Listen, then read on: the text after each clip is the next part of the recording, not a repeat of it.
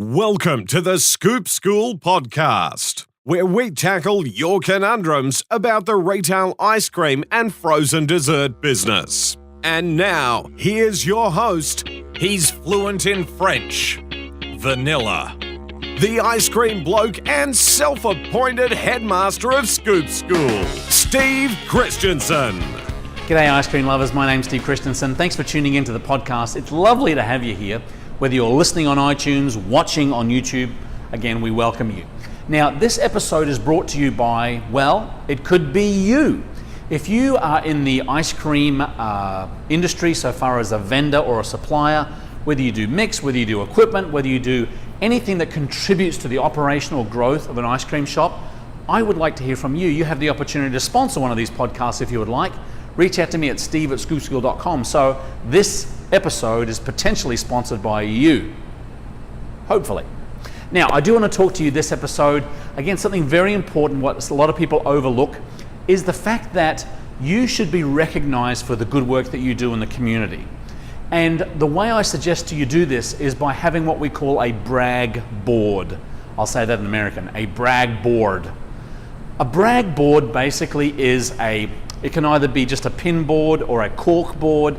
It could even be virtual, so it could be on a television. If you've got a TV that's showing different images in your store, you could be and you should be displaying your letters of thanks and your letters of appreciation for what you do in the community. It's very, very common for ice cream shops to be heavily involved in community involvement and do that as their source of marketing. So what they're doing is they're sponsoring local baseball teams. They're giving donations to local churches. They're offering up a certain amount of buckets to the YMCA. And a lot of times those organizations will send you a letter back or a card saying, hey, we really appreciate your help, your sponsorship, your support of this community facility or this community organization. That should be up on the board or up on the wall somewhere for your customers to see. A lot of times your customers are waiting for their delicious banana split or their sundae to come up, and they'll have a look around, and if they take the time just to read a few little cards, they say, boy, these people are really heavily involved in the community. And that's part of community marketing. I don't think you're doing that in order to exploit the fact that you've donated ice cream to a non-profit organization, to a church or a school, but I think it's a great opportunity to have your customers recognize how much community involvement you have and how much you donate to the community. Again, it's something that you can do either by just a simple cork board or a notice board.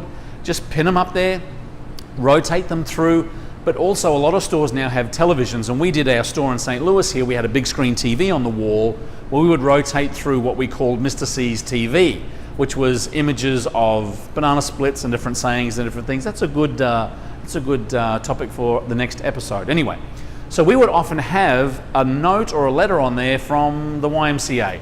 Thank you very much for your donation of 30 pints for our father and daughter's dance. It was really appreciated.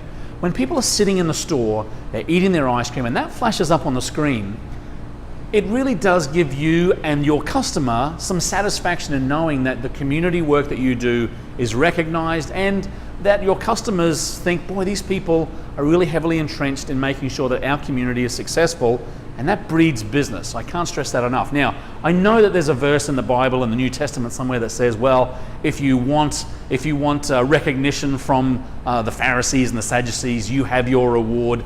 I don't think we're going that far. I don't think you're basically undoing the good work that you do because of the fact that you've got the thank you note up on the wall there. I think it's an important part of the community involvement process.